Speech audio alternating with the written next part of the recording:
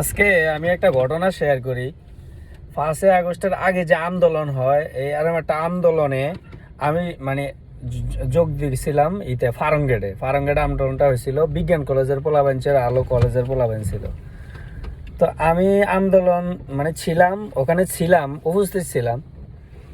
তো আন্দোলন চলাকালীন 5-7 মিনিট 10 মিনিট পরে রাস্তা বন্ধ করে দিয়েছে। হঠাৎ করে তেজগাঁও কলেজের আওয়ামী লীগের পোলাপাইন, আমরা যে আন্দোলনে ছিলাম এখানে পোলাপাইন ছিল প্রায় 1-150।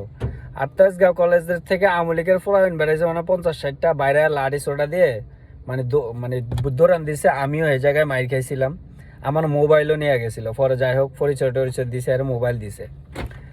আমি যেটার জন্য আপনাদের ঘটনাটা বললাম, যে যারা এই যে মার দিছে, যারা এত ক্ষমতা দেয়াইছে, আমি ফার্মগেট এলাকায় প্রায় 10-12 বছর ধরে, যারা এত ক্ষমতা দেয়াইছে, এই নেতাগুলো এখন কই? এখন এই যে এত ক্ষমতা, তাই এই নেতাগুলা কোথায় গেছে? বড় বড় যারা নেতা তারা তো বাইরে চলে গেছে। যারা সিসকা এই যে চাঁদাবাজি করতো, এই যে ফোলাইনের ধরে ধরে ফিরাইতো, ক্ষমতা দেয়, তো তারা এখন কোথায় গেছে?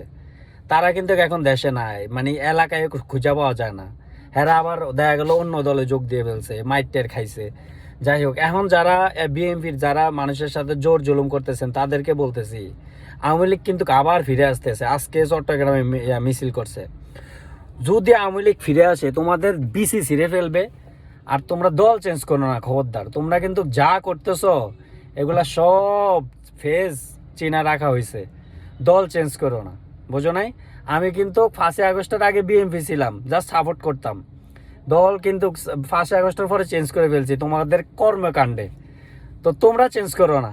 তোমরা চেঞ্জ করলে আগেই করতো, যেহেতু অনেকদিন মানুষের সাথে অপরাধ করছো, মানুষের সাথে জোর জুলুম করছো। এখন চেঞ্জ করো না। তোমাদের চেঞ্জের সময় শেষ। জাস্ট তোমাদেরকেই কথাটা বললাম, দল চেঞ্জ করো না, বুঝো নাই? যারা মানুষের সাথে জোর জুলুম করতেছো, সাদাবাজি করতেছো, বিচার বাণিজ্য করতেছো, তোমরা দল চেঞ্জ করলেও কোনো লাভ নেই। তোমাদেরকে চিনা হয়ে গেছে। শুধু এটুকুই বললাম, আর কিছু বললাম না।